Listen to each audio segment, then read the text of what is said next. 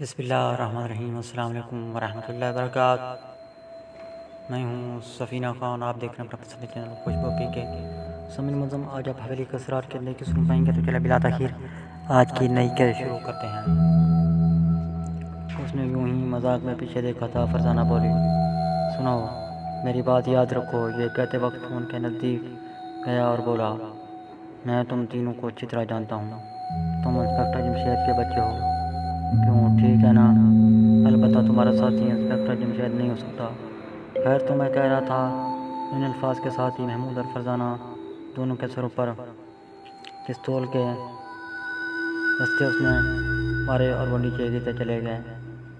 اب میں تمہارے ساتھی کو نہایت اطمینان سے اندر بلاؤں گا، اس نے مسکرا کر کہا اور برآمدے کی طرف اڑ گیا۔ جلدی وہ کھڑکی تک پہنچ گیا۔ کھڑکی کھولتے ہوئے دروازے کے ساتھ چپکا رہا۔ دوسرے ہی لمحے خان اندر کو آ کودے۔ ہاں بھائی، کیا ان کے الفاظ سے کوئی اور الفاظ نہ نکل سکا؟ پستول کا دستہ پوری طاقت سے ان کے سر پر لگا، وہ بھی گرتے چلے گئے۔ اس نے کھڑکی اندر سے بند کی، پھر انہیں بغل سے پکڑا اور گھسیٹنے لگا، یہاں تک کہ برآمدے میں آ گیا۔ اب وہ چاروں پاس لیٹے تھے۔ اب تم لوگ میرے کام میں دخل اندازی نہیں کرو گے، میں اطمینان سے اپنا کام کروں گا۔ کاش تم لوگوں کو باندھنے کے لیے میرے پاس کوئی رسی ہوتی۔